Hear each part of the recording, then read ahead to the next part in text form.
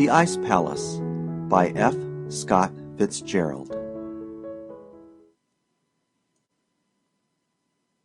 The sunlight dripped over the house like golden paint over an art jar, and the freckling shadows here and there only intensified the rigor of the bath of light.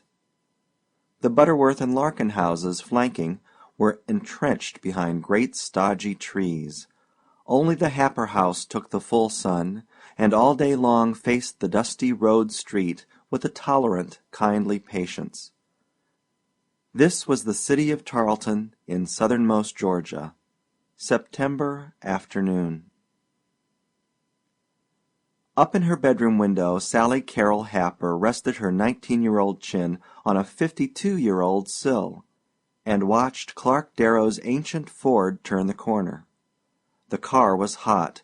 Being partly metallic, it retained all the heat it absorbed or evolved, and Clark Darrow, sitting bolt upright at the wheel, wore a pained, strained expression as though he considered himself a spare part, and rather likely to break.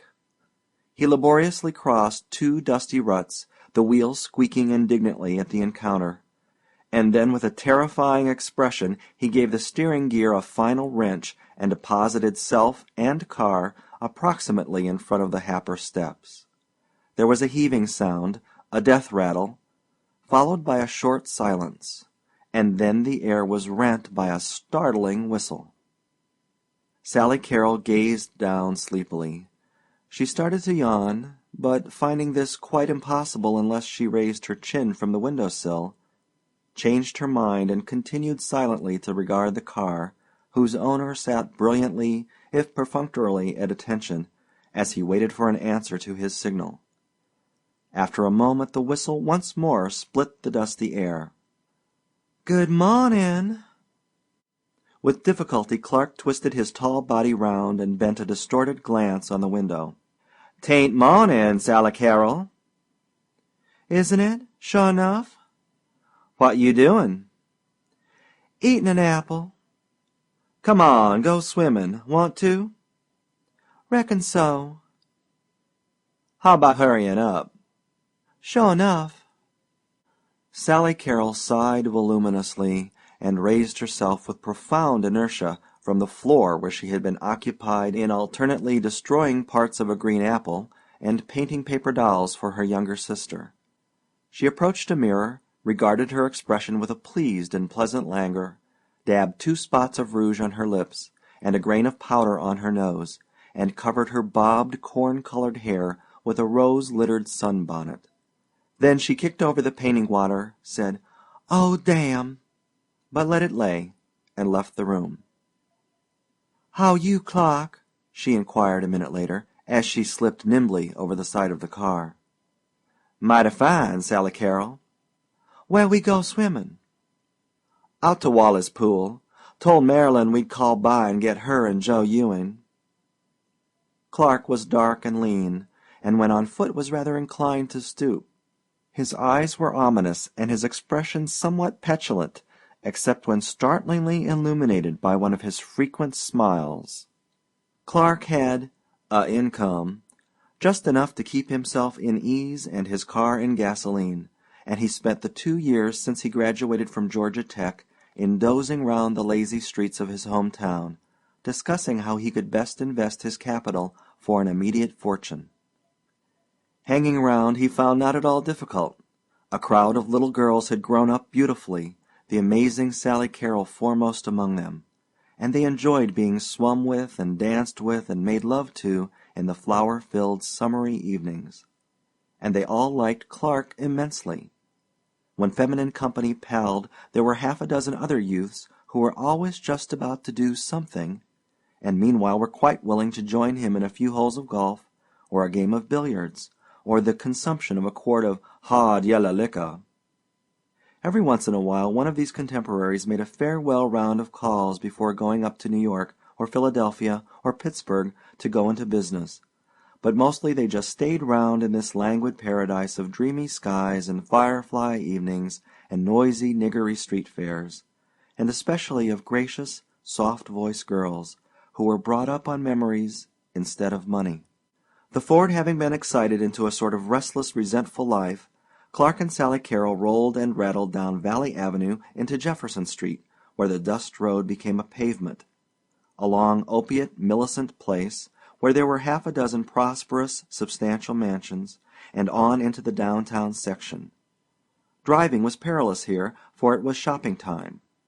The population idled casually across the streets, and a drove of low moaning oxen were being urged along in front of a placid streetcar. Even the shops seemed only yawning their doors and blinking their windows in the sunshine before retiring into a state of utter and finite coma. "Sally Carrol," said Clark suddenly, "it a fact that you're engaged?" She looked at him quickly. "Where'd you hear that?" "Sure enough, you engaged?" "That's a nice question." "Girl told me you were engaged to a Yankee you met up in Asheville last summer." Sally Carrol sighed. "Never saw such an old town for rumors." "Don't marry a Yankee, Sally Carrol. We need you round here."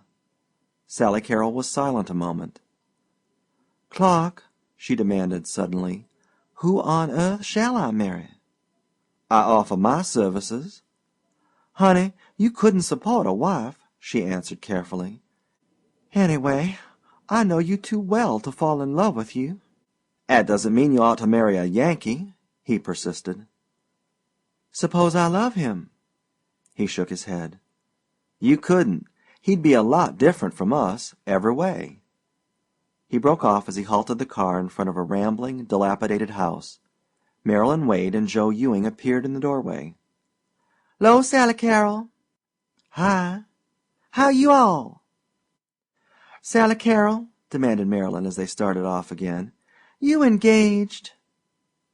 "Lordy, where'd all this start? Can't I look at a man 'thout everybody in town engaging me to him?" Clark stared straight in front of him at a bolt on the clattering windshield. "Sally Carrol," he said with a curious intensity, "don't you like us?" "What?" "Us down here." "Why, Clark, you know I do. I adore all you boys." "Then why you getting engaged to a Yankee?" "Clark, I don't know.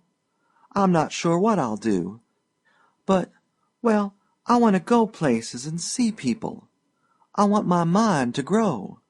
I want to live where things happen on a big scale." "What you mean?" "Oh, Clark, I love you, and I love Joe here and Ben Arrett, and you all, but you'll "We'll all be failures?" Yes, I don't mean only money failures, but just sort of ineffectual and sad, and, oh, how can I tell you?" "You mean because we stay here in Tarleton?" "Yes, Clark, and because you like it and never want to change things or think or go ahead." He nodded, and she reached over and pressed his hand. "Clark," she said softly, "I wouldn't change you for the world. You're sweet the way you are. The things that'll make you fail I'll love always. The living in the past, the lazy days and nights you have, and all your carelessness and generosity." "But you're going away." "Yes, because I couldn't ever marry you. You've a place in my heart no one else ever could have. But tied down here I'd get restless. I'd feel I was wasting myself. There's two sides of me, you see. There's the sleepy old side you love, and there's a sort of energy, the feeling that makes me do wild things. That's the part of me that may be useful somewhere, that'll last when I'm not beautiful any more." She broke off with characteristic suddenness and sighed, "Oh, sweet cookie," as her mood changed. Half closing her eyes and tipping back her head till it rested on the seat back, she let the savory breeze fan her eyes and ripple the fluffy curls of her bobbed hair. They were in the country now, hurrying between tangled growths of bright green coppice and grass and tall trees that sent sprays of foliage to hang a cool welcome over the road. Here and there they passed a battered negro cabin, its oldest white-haired inhabitant smoking a corncob pipe beside the door, and half a dozen scantily clothed pickaninnies parading tattered dolls on the wild grown grass in front. Farther out were lazy cotton fields where even the workers seemed intangible shadows lent by the sun to the earth, not for toil, but to while away some age-old tradition in the golden September fields.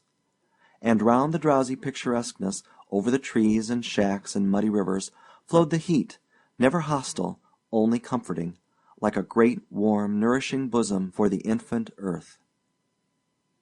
"Sally Carrol, we're here." "Poor child, sound asleep."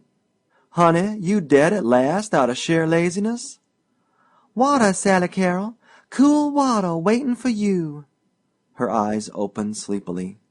"Hi," she murmured, smiling.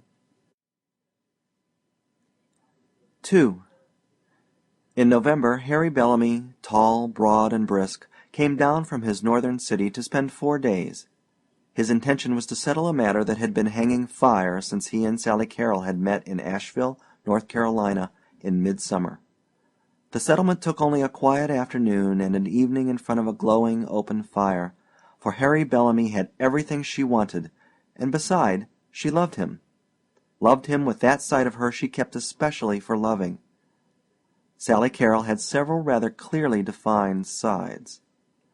On his last afternoon they walked, and she found their steps tending half unconsciously toward one of her favorite haunts, the cemetery. When it came in sight, gray white and golden green under the cheerful late sun, she paused, irresolute, by the iron gate. "Are you mournful by nature, Harry?" she asked with a faint smile. "Mournful? Not I." "Then let's go in here. It depresses some folks, but I like it." They paused through the gateway and followed a path that led through a wavy valley of graves, dusty gray and moldy for the 50s, quaintly carved with flowers and jars for the 70s, ornate and hideous for the 90s, with fat marble cherubs lying in sodden sleep on stone pillows, and great impossible growths of nameless granite flowers.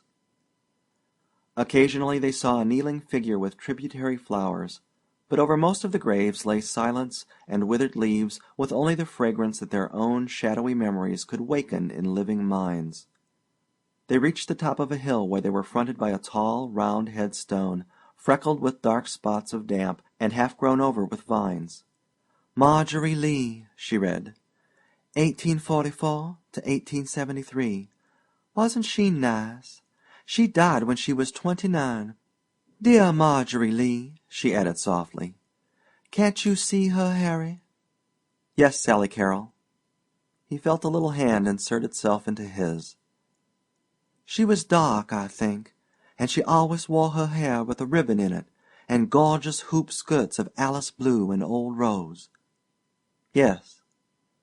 "Oh, she was sweet, Harry, and she was the sort of girl born to stand on a wide pillared porch and welcome folks in. I think perhaps a lot of men went away to war meaning to come back to her, but maybe none of 'em ever did." He stooped down close to the stone, hunting for any record of marriage. "There's nothing here to show." "Of course not. How could there be anything there better than just Marjorie Lee and that eloquent date?" She drew close to him, and an unexpected lump came into his throat as her yellow hair brushed his cheek. "You see how she was, don't you, Harry?" "I see," he agreed gently. "I see through your precious eyes. You're beautiful now, so I know she must have been."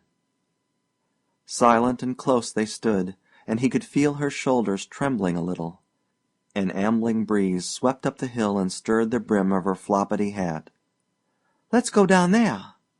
She was pointing to a flat stretch on the other side of the hill, where along the green turf were 1,000 grayish-white crosses stretching in endless, ordered rows like the stacked arms of a battalion.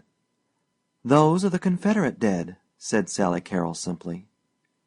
They walked along and read the inscriptions, always only a name and a date, sometimes quite indecipherable. "The last row is the saddest. See, way over there? Every cross has just the date on it and the word 'Unknown.'" She looked at him and her eyes brimmed with tears. "I can't tell you how real it is to me, darling, if you don't know." "How you feel about it is beautiful to me." "No, no, it's not me, it's them. That old time that I've tried to have live in me? These were just men, unimportant evidently, or they wouldn't have been unknown. But they died for the most beautiful thing in the world, the dead South. You see," she continued, her voice still husky, her eyes glistening with tears, "people have these dreams they fasten on to things, and I've always grown up with that dream. It was so easy because it was all dead and there weren't any disillusions coming to me. I've tried in a way to live up to those past standards of noblesse oblige.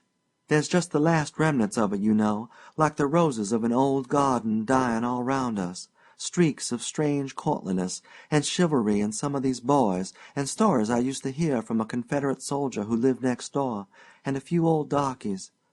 Oh, Harry, there was something. There was something. I couldn't ever make you understand, but it was there." "I understand," he assured her again quietly. Sally Carrol smiled and dried her eyes on the tip of a handkerchief protruding from his breast pocket. "You don't feel depressed, do you, lover? Even when I cry I'm happy here, and I get a sort of strength from it." Hand in hand they turned and walked slowly away. Finding soft grass, she drew him down to a seat beside her with their backs against the remnants of a low broken wall. "Wish those 3 old women would clear out," he complained. "I want to kiss you, Sally Carrol." "Me too." They waited impatiently for the 3 bent figures to move off, and then she kissed him until the sky seemed to fade out and all her smiles and tears to vanish in an ecstasy of eternal seconds. Afterward they walked slowly back together, while on the corners twilight played at somnolent black and white checkers with the end of the day. "You'll be up about mid-January," he said, "and you've got to stay a month at least. It'll be slick. There's a winter carnival on, and if you've never really seen snow it'll be like fairyland to you. There'll be skating and skiing and tobogganing and sled riding and all sorts of torchlight parades on snowshoes. They haven't had one for years, so they're going to make it a knockout." "Will I be cold, Harry?" she asked suddenly. "You certainly won't. You may freeze your nose, but you won't be shivery cold. It's hard and dry, you know." "I guess I'm a summer child. I don't like any cold I've ever seen." She broke off, and they were both silent for a minute. "Sally Carrol," he said very slowly, "what do you say to March?" "I say I love you." "March?" "March, Harry." 3. All night in the Pullman it was very cold. She rang for the porter to ask for another blanket, and when he couldn't give her one she tried vainly, by squeezing down into the bottom of her berth and doubling back the bedclothes, to snatch a few hours' sleep. She wanted to look her best in the morning. She rose at 6 and, sliding uncomfortably into her clothes, stumbled up to the diner for a cup of coffee. The snow had filtered into the vestibules and covered the door with a slippery coating. It was intriguing, this cold. It crept in everywhere. Her breath was quite visible, and she blew into the air with a naive enjoyment. Seated in the diner, she stared out the window at white hills and valleys and scattered pines whose every branch was a green platter for a cold feast of snow. Sometimes a solitary farmhouse would fly by, ugly and bleak and lone on the white waste, and with each one she had an instant of chill compassion for the souls shut in there waiting for spring. As she left the diner and swayed back into the Pullman, she experienced a surging rush of energy and wondered if she was feeling the bracing air of which Harry had spoken. This was the North. The North. Her land now. "Then blow ye winds, hi-ho, a-rovin' I will go," she chanted exultantly to herself. "What's that?" inquired the porter politely. "I said, brush me off." The long wires of the telegraph poles doubled. 2 tracks ran up beside the train. 3, 4, came a succession of white-roofed houses, a glimpse of a trolley car with frosted windows, streets, more streets, the city. She stood for a dazed moment in the frosty station before she saw 3 fur-bundled figures descending upon her. "There she is!" "Oh, Sally Carrol!" Sally Carrol dropped her bag. "Hi!"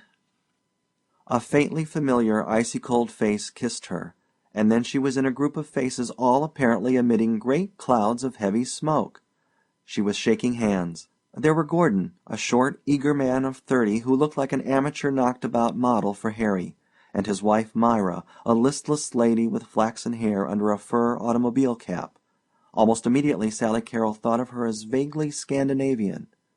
A cheerful chauffeur adopted her bag, and amid ricochets of half-phrases, exclamations, and perfunctory listless "my dears" from Myra, they swept each other from the station. Then they were in a sedan bound through a crooked succession of snowy streets, where dozens of little boys were hitching sleds behind grocery wagons and automobiles. "Oh," cried Sally Carrol, "I want to do that. Can we, Harry?" "That's for kids, but we might." "It looks like such a circus," she said regretfully. Home was a rambling frame house set on a white lap of snow, and there she met a big, gray-haired man of whom she approved, and a lady who was like an egg, and who kissed her. These were Harry's parents. There was a breathless, indescribable hour crammed full of half-sentences, hot water, bacon and eggs, and confusion, and after that she was alone with Harry in the library, asking him if she dared smoke. It was a large room with a Madonna over the fireplace, and rows upon rows of books in covers of light gold and dark gold and shiny red. All the chairs had little lace squares where one's head should rest. The couch was just comfortable. The books looked as if they had been read, some, and Sally Carrol had an instantaneous vision of the battered old library at home, with her father's huge medical books and the oil paintings of her 3 great-uncles, and the old couch that had been mended up for 45 years and was still luxurious to dream in. This room struck her as being neither attractive nor particularly otherwise. It was simply a room with a lot of fairly expensive things in it that all looked about 15 years old. "What do you think of it up here?" demanded Harry eagerly. "Does it surprise you? Is it what you expected, I mean?" "You are, Harry," she said quietly, and reached out her arms to him. But after a brief kiss he seemed to extort enthusiasm from her. "The town, I mean. Do you like it? Can you feel the pep in the air?" "Oh, Harry," she laughed, "you'll have to give me time. You can't just fling questions at me." She puffed at her cigarette with a sigh of contentment. "One thing I want to ask you," he began rather apologetically. "You Southerners put quite an emphasis on family and all that. Not that it isn't quite all right, but you'll find it a little different here. I mean, you'll notice a lot of things that seem to you sort of vulgar display at first, Sally Carrol. But just remember that this is a 3-generation town. Everybody has a father, and about half of us have grandfathers. Back of that we don't go." "Of course," she muttered. "Our grandfathers, you see, founded the place, and a lot of them had to take some pretty queer jobs while they were doing the founding. For instance, there's one woman who at present is about the social model for the town. Well, her father was the first public ash man. Things like that." "Why," said Sally Carrol, puzzled, "did you suppose I was going to make remarks about people?" "Not at all," interrupted Harry, "and I'm not apologizing for anyone either. It's just that, well, a Southern girl came up here last summer and said some unfortunate things, and, oh, I just thought I'd tell you." Sally Carrol felt suddenly indignant, as though she had been unjustly spanked. But Harry evidently considered the subject closed, for he went on with a great surge of enthusiasm. "It's carnival time, you know, first in 10 years, and there's an ice palace they're building new that's the first they've had since '85, built out of blocks of the clearest ice they could find, on a tremendous scale." She rose, and walking to the window pushed aside the heavy Turkish portieres and looked out. "Oh," she cried out suddenly, "there's 2 little boys making a snowman. Harry, do you reckon I can go out and help 'em?" "You dream. Come here and kiss me." She left the window rather reluctantly. "I don't guess this is a very kissable climate, is it? I mean, it makes you so you don't want to sit around, doesn't it?" "We're not going to. I've got a vacation for the first week you're here, and there's a dinner dance tonight." "Oh, Harry," she confessed, subsiding in a heap, half in his lap, half in the pillows, "I sure do feel confused. I haven't got an idea whether I like it or not, and I don't know what people expect or anything. You'll have to tell me, honey." "I'll tell you," he said softly, "if you'll just tell me you're glad to be here." "Glad, just awful glad," she whispered, insinuating herself into his arms in her own peculiar way. "Where you are is home for me, Harry." And as she said this she had the feeling for almost the first time in her life that she was acting a part. That night, amid the gleaming candles of a dinner party, where the men seemed to do most of the talking while the girls sat in a haughty and expensive aloofness, even Harry's presence on her left failed to make her feel at home. "They're a good-looking crowd, don't you think?" he demanded. "Just look round. There's Spud Hubbard, tackle at Princeton last year, and Junie Morton. He and the red-haired fellow next to him were both Yale hockey captains. Junie was in my class. Why, the best athletes in the world come from these states round here. This is a man's country, I tell you. Look at John J. Fishburne." "Who's he?" asked Sally Carrol innocently. "Don't you know?" "I've heard the name." "Greatest wheat man in the Northwest, and one of the greatest financiers in the country." She turned suddenly to a voice on her right. "I guess they forgot to introduce us. My name's Roger Patton." "My name is Sally Carrol Happer," she said graciously. "Yes, I know. Harry told me you were coming." "You a relative?" "No, I'm a professor." "Oh!" she laughed. "At the university. You're from the South, aren't you?" "Yes, Tarleton, Georgia." She liked him immediately, a reddish-brown mustache under watery blue eyes that had something in them that these other eyes lacked, some quality of appreciation. They exchanged stray sentences through dinner, and she made up her mind to see him again. After coffee she was introduced to numerous good-looking young men who danced with conscious precision and seemed to take it for granted that she wanted to talk about nothing except Harry. "Heavens!" she thought. "They talk as if my being engaged made me older than they are, as if I'd tell their mothers on them." In the South, an engaged girl, even a young married woman, expected the same amount of half-affectionate badinage and flattery that would be accorded a debutante, but here all that seemed banned. One young man, after getting well started on the subject of Sally Carrol's eyes and how they had allured him ever since she entered the room, went into a violent convulsion when he found she was visiting the Bellamys, was Harry's fiancée. He seemed to feel as though he had made some risque and inexcusable blunder, became immediately formal, and left her at the first opportunity. She was rather glad when Roger Patton cut in on her and suggested that they sit out a while. "Well," he inquired, blinking cheerily, "how's Carmen from the South?" "Mighty fine. How's Dangerous Dan McGrew? Sorry, but he's the only Northerner I know much about." He seemed to enjoy that. "Of course," he confessed, "as a professor of literature I'm not supposed to have read Dangerous Dan McGrew." "Are you a native?" "No, I'm a Philadelphian. Imported from Harvard to teach French. But I've been here 10 years." 9 years, 364 days longer than me." "Like it here?" "Uh-huh, sure do." "Really?" "Well, why not? Don't I look as if I were having a good time?" "I saw you look out the window a minute ago and shiver." "Just my imagination," laughed Sally Carrol. "I'm used to having everything quiet outside, and sometimes I look out and see a flurry of snow, and it's just as if something dead was moving." He nodded appreciatively. "Ever been north before?" "Spent 2 Julys in Asheville, North Carolina." "Nice-looking crowd, aren't they?" suggested Patton, indicating the swirling floor. Sally Carrol started. This had been Harry's remark. "Sure are. They're canine." "What?" She flushed. "I'm sorry. That sounded worse than I meant it. You see, I always think of people as feline or canine, irrespective of sex." "Which are you?" "I'm feline. So are you. So are most Southern men and most of these girls here." "What's Harry?" "Harry's canine distinctly. All the men I've met tonight seem to be canine." "What does canine imply? A certain conscious masculinity as opposed to subtlety?"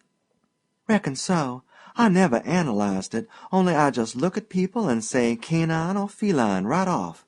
It's right absurd, I guess." "Not at all. I'm interested. I used to have a theory about these people. I think they're freezing up." "What?"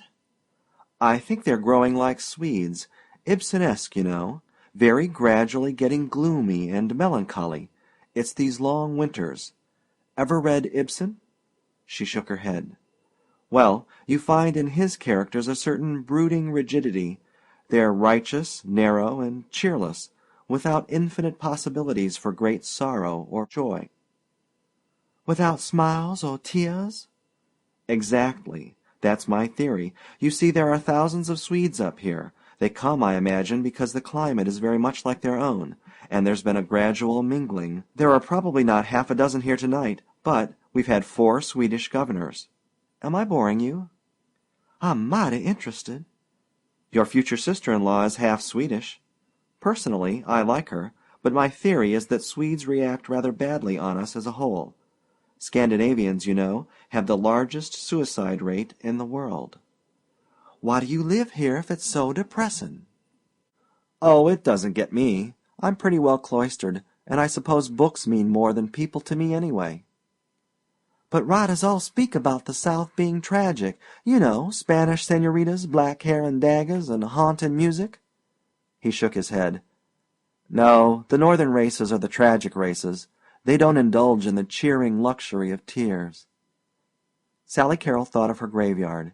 She supposed that that was vaguely what she had meant when she said it didn't depress her. "The Italians are about the gayest people in the world. But it's a dull subject," he broke off. "Anyway, I want to tell you you're marrying a pretty fine man." Sally Carrol was moved by an impulse of confidence. "I know. I'm the sort of person who wants to be taken care of after a certain point, and I feel sure I will be." "Shall we dance? You know," he continued as they rose, "it's encouraging to find a girl who knows what she's marrying for. 9/10 of them think it's a sort of walking into a moving picture sunset." She laughed and liked him immensely. 2 hours later, on the way home, she nestled near Harry in the back seat. "Oh, Harry," she whispered, "it's so cold." "But it's warm in here, darling girl." "But outside it's cold, and oh, that howling wind!" She buried her face deep in his fur coat and trembled involuntarily as his cold lips kissed the tip of her ear. 4. The first week of her visit passed in a whirl. She had her promised toboggan ride at the back of an automobile through a chill January twilight. Swathed in fur, she put in a morning tobogganing on the country club hill, even tried skiing, to sail through the air for a glorious moment and then land in a tangled, laughing bundle on a soft snowdrift. She liked all the winter sports, except an afternoon spent snowshoeing over a glaring plain under pale yellow sunshine, but she soon realized that these things were for children, that she was being humored, and that the enjoyment round her was only a reflection of her own. At first the Bellamy family puzzled her. The men were reliable, and she liked them. To Mr. Bellamy especially, with his iron-gray hair and his energetic dignity, she took an immediate fancy, once she found that he was born in Kentucky. This made of him a link between the old life and the new. But toward the women she felt a definite hostility. Myra, her future sister-in-law, seemed the essence of spiritless conventionality. Her conversation was so utterly devoid of personality that Sally Carrol, who came from a country where a certain amount of charm and assurance could be taken for granted in the women, was inclined to despise her. "If those women aren't beautiful," she thought, "they're nothing. They just fade out when you look at them. They're glorified domestics. Men are the center of every mixed group." Lastly, there was Mrs. Bellamy, whom Sally Carrol detested. The first day's impression of an egg had been confirmed, an egg with a cracked, veiny voice and such an ungracious dumpiness of carriage that Sally Carrol felt that if she once fell she would surely scramble. In addition, Mrs. Bellamy seemed to typify the town in being innately hostile to strangers. She called Sally Carrol Sally, and could not be persuaded that the double name was anything more than a tedious, ridiculous nickname. To Sally Carrol this shortening of her name was presenting her to the public half-clothed. She loved Sally Carrol. She loathed Sally. She knew also that Harry's mother disapproved of her bobbed hair, and she had never dared smoke downstairs after that first day when Mrs. Bellamy had come into the library sniffing violently. Of all the men she met she preferred Roger Patton, who was a frequent visitor at the house. He never again alluded to the Ibsenesque tendency of the populace, but when he came in one day and found her curled upon the sofa bent over Peer Gynt, he laughed and told her to forget what he'd said, that it was all rot. And then one afternoon in her second week she and Harry hovered on the edge of a dangerously steep quarrel. She considered that he precipitated it entirely, though the Serbia in this case was an unknown man who had not had his trousers pressed. They had been walking homeward between mounds of high-piled snow, and under a sun which Sally Carrol scarcely recognized. They passed the little girl done up in gray wool until she resembled a small teddy bear, and Sally Carrol could not resist the gasp of maternal appreciation. "Look, Harry." "What?" "That little girl. Did you see her face?" "Yes. Why?" "It was red as a little strawberry. Oh, she was cute." "Why, your own face is almost as red as that already. Everybody's healthy here. We're out in the cold as soon as we're old enough to walk. Wonderful climate." She looked at him and had to agree. He was mighty healthy looking. So was his brother, and she had noticed the new red in her own cheeks that very morning. Suddenly their glances were caught and held, and they stared for a moment at the street corner ahead of them. A man was standing there, his knees bent, his eyes gazing upward with a tense expression as though he were about to make a leap toward the chilly air. And then they both exploded into a shout of laughter, for coming closer they discovered it had been a ludicrous momentary illusion produced by the extreme bagginess of the man's trousers. "Reckon that's one on us," she laughed. "He must be a Southerner, judging by those trousers," suggested Harry mischievously. "Why, Harry!" Her surprised look must have irritated him. "Those damn Southerners!" Sally Carrol's eyes flashed. "Don't call 'em that." "I'm sorry, dear," said Harry, malignantly apologetic, "but you know what I think of them. They're sort of degenerates, not at all like the old Southerners. They've lived so long down there with all the colored people that they've gotten lazy and shiftless." "Hush your mouth, Harry," she cried angrily. "They're not. They may be lazy. Anybody would be in that climate. But they're my best friends, and I don't want to hear them criticized in any such sweeping way. Some of 'em are the finest men in the world." "Oh, I know. They're all right when they come north to college. But of all the hang-dog, ill-dressed, slovenly lot I ever saw, a bunch of small-town Southerners are the worst." Sally Carrol was clenching her gloved hands and biting her lip furiously. "Why," continued Harry, "there was one in my class at New Haven, and we all thought that at last we'd found the true type of Southern aristocrat, but it turned out that he wasn't an aristocrat at all, just the son of a Northern carpetbagger who owned about all the cotton round Mobile." "A Southerner wouldn't talk the way you're talking now," she said evenly. "They haven't the energy." "Or the something else." "I'm sorry, Sally Carrol, but I've heard you say yourself that you'd never marry—" "That's quite different. I told you I wouldn't want to tie my life to any of the boys that are round Tarleton now, but I never made any sweeping generalities." They walked along in silence. "I probably spread it on a bit thick, Sally Carrol. I'm sorry." She nodded, but made no answer. 5 minutes later, as they stood in the hallway, she suddenly threw her arms round him. "Oh, Harry," she cried, her eyes brimming with tears, "let's get married next week. I'm afraid of having fusses like that.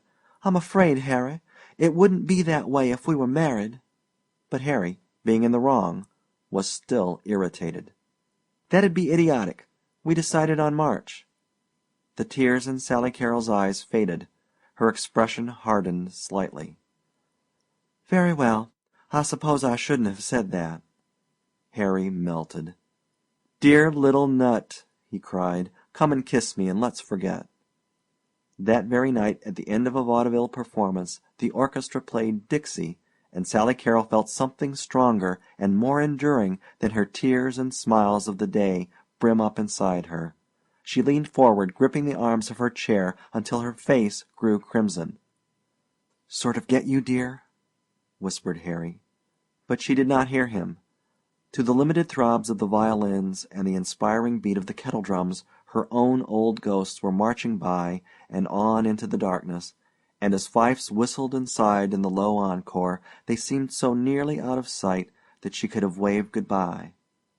"Away, away, away down south in Dixie, away, away, away down south in Dixie."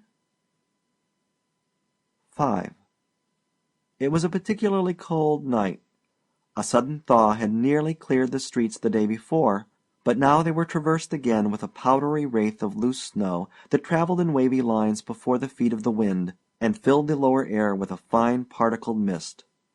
There was no sky, only a dark, ominous tent that draped in the tops of the trees and was in reality a vast approaching army of snowflakes, while over it all, chilling away the comfort from the brown and green glow of lighted windows and muffling the steady trot of the horse pulling their sleigh, interminably washed the north wind.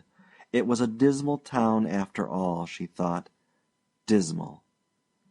Sometimes at night it seemed to her as though no one lived here. They had all gone long ago, leaving lighted houses to be covered in time by tombing heaps of sleet. Oh, if there should be snow on her grave! To be beneath great piles of it all winter long, where even the headstone would be a light shadow against light shadows. Her grave, a grave that should be flower-strewn and washed with sun and rain. She thought again of those isolated country houses that her train had passed, and of the life there the long winter through, the ceaseless glare through the windows, the crust forming on the soft drifts of snow, finally the slow, cheerless melting, and the harsh spring of which Roger Patton had told her. Her spring, to lose it forever, with its lilacs and the lazy sweetness it stirred in her heart. She was laying away that spring. Afterward she would lay away that sweetness. With a gradual insistence the storm broke. Sally Carrol felt a film of flakes melt quickly on her eyelashes, and Harry reached over a furry arm and drew down her complicated flannel cap. Then the small flakes came in skirmish line, and the horse bent his neck patiently as a transparency of white appeared momentarily on his coat. "Oh, he's cold, Harry," she said quickly. "Who, the horse? Oh, no, he isn't. He likes it." After another 10 minutes they turned a corner and came in sight of their destination. On a tall hill outlined in vivid glaring green against the wintry sky stood the Ice Palace. It was 3 stories in the air, with battlements and embrasures and narrow icicled windows, and the innumerable electric lights inside made a gorgeous transparency of the great central hall. Sally Carrol clutched Harry's hand under the fur robe. "It's beautiful!" he cried excitedly. "My golly, it's beautiful, isn't it? They haven't had one here since '85. Somehow the notion of there not having been one since '85 oppressed her. Ice was a ghost, and this mansion of it was surely peopled by those shades of the '80s, with pale faces and blurred snow-filled hair. "Come on, dear," said Harry. She followed him out of the sleigh and waited while he hitched the horse. A party of 4, Gordon, Myra, Roger Patton, and another girl, drew up beside them with a mighty jingle of bells. There was quite a crowd already, bundled in fur or sheepskin, shouting and calling to each other as they moved through the snow, which was now so thick that people could scarcely be distinguished a few yards away. "It's 170 feet tall," Harry was saying to a muffled figure beside him as they trudged toward the entrance. "Covers 6,000 square yards." She caught snatches of conversation. "One main hall. Walls 20 to 40 inches thick. And the ice cave has almost a mile of. This Canuck who built it." They found their way inside, and dazed by the magic of the great crystal walls, Sally Carrol found herself repeating over and over 2 lines from Kubla Khan. "It was a miracle of rare device, a sunny pleasure dome with caves of ice." In the great glittering cavern with the dark shut out, she took a seat on a wooden bench, and the evening's oppression lifted. Harry was right. It was beautiful. and her gaze traveled the smooth surface of the walls, the blocks for which had been selected for their purity and clearness to obtain this opalescent, translucent effect. "Look! Here we go! Oh, boy!" cried Harry. A band in a far corner struck up "Hail, Hail, the Gang's All Here," which echoed over to them in wild, muddled acoustics, and then the lights suddenly went out. Silence seemed to flow down the icy sides and sweep over them.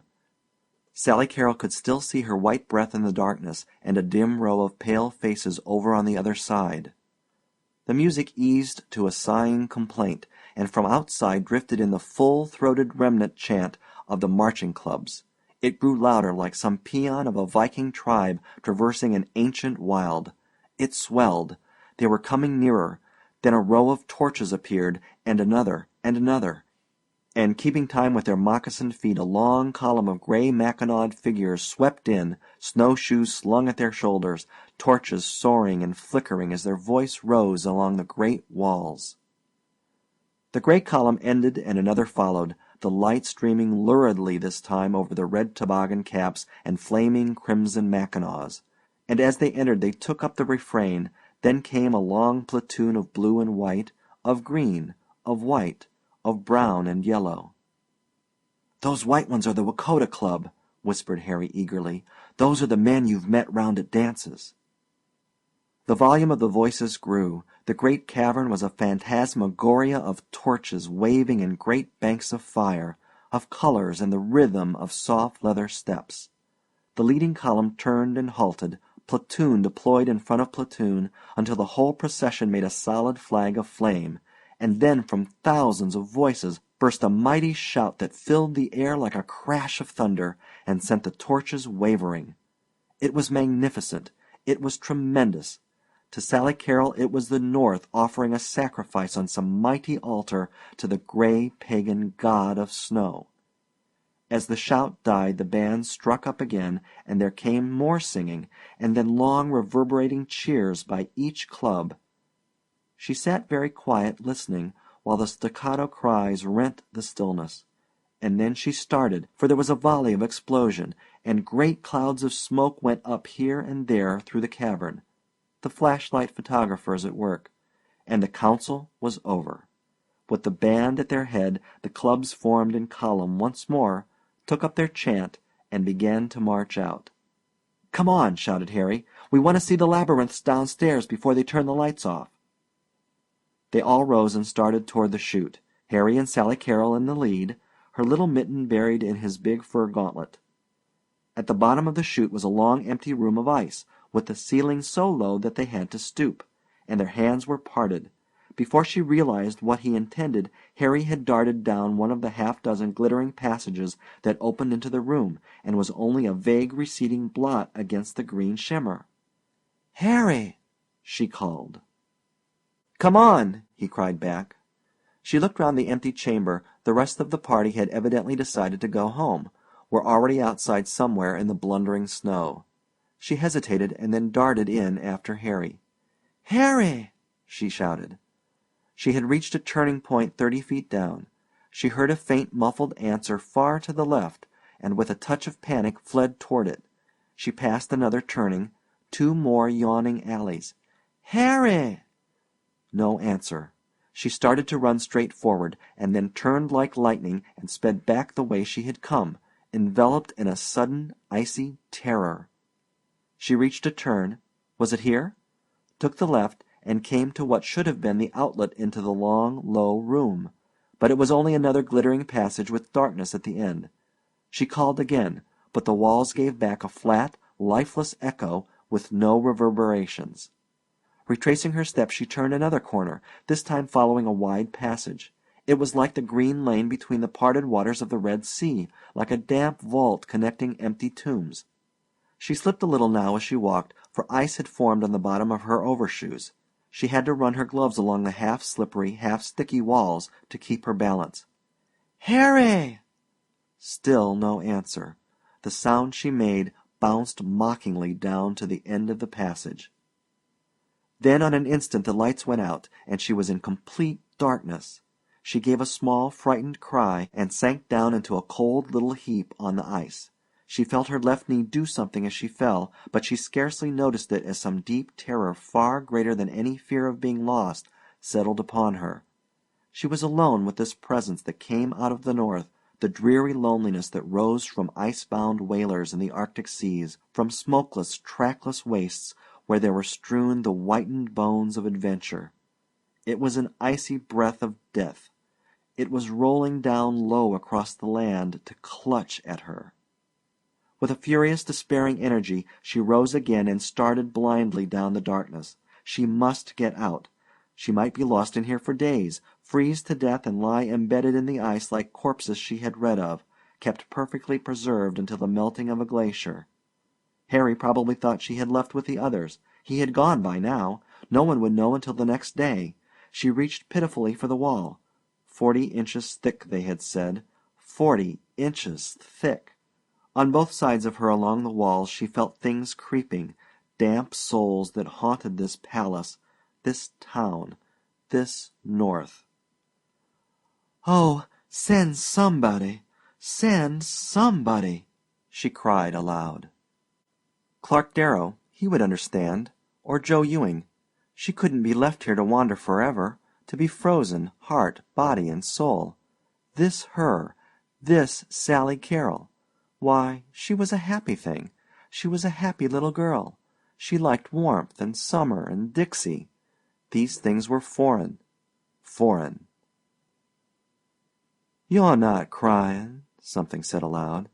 "You'll never cry any more. Your tears would just freeze. All tears freeze up here." She sprawled full length on the ice. "Oh, God!" she faltered. A long single file of minutes went by, and with a great weariness she felt her eyes dozing. Then someone seemed to sit down near her and take her face in warm, soft hands. She looked up gratefully. "Why, it's Marjorie Lee," she crooned softly to herself. "I knew you'd come." It really was Marjorie Lee, and she was just as Sally Carrol had known she would be, with a young white brow and wide welcoming eyes and a hoop skirt of some soft material that was quite comforting to rest on. Marjorie Lee. It was getting darker now and darker. All those tombstones ought to be repainted sure enough, only that would spoil 'em, of course. Still, you ought to be able to see 'em. Then, after a succession of moments that went fast and then slow, but seemed to be ultimately resolving themselves into a multitude of blurred rays converging toward a pale yellow sun, she heard a great cracking noise break her new-found stillness. It was the sun. It was a light, a torch, and a torch beyond that, and another one, and voices. A face took flesh below the torch, heavy arms raised her, and she felt something on her cheek. It felt wet. Someone had seized her and was rubbing her face with snow. How ridiculous! With snow. "Sally Carrol? Sally Carrol!" It was Dangerous Dan McGrew, and two other faces she didn't know. "Child, child, we've been looking for you 2 hours. Harry's half crazy." Things came rushing back into place. The singing, the torches, the great shout of the marching clubs. She squirmed in Patton's arms and gave a long, low cry. "Oh, I want to get out of here. I'm going back home. Take me home." Her voice rose to a scream that sent a chill to Harry's heart as he came racing down the next passage. "Tomorrow!" she cried with delirious, unrestrained passion. "Tomorrow! Tomorrow! Tomorrow!" 6. The wealth of golden sunlight poured a quite enervating, yet oddly comforting heat over the house, where day long it faced the dusty stretch of road. Two birds were making a great to-do in a cool spot found among the branches of a tree next door, and down the street a colored woman was announcing herself melodiously as a purveyor of strawberries. It was April afternoon. Sally Carrol Happer, resting her chin on her arm and her arm on an old window-seat, gazed sleepily down over the spangled dust whence the heat waves were rising for the first time this spring. She was watching a very ancient Ford turn a perilous corner and rattle and groan to a jolting stop at the end of the walk. She made no sound, and in a minute a strident, familiar whistle rent the air. Sally Carrol smiled and blinked. "Good morning." A head appeared tortuously from under the car top below. "'Tain't morning, Sally Carrol." "Sure enough," she said in affected surprise.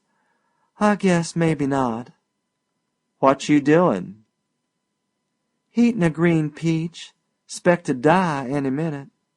Clark twisted himself a last impossible notch to get a view of her face. "Water's warm as a kettle of steam, Sally Carrol.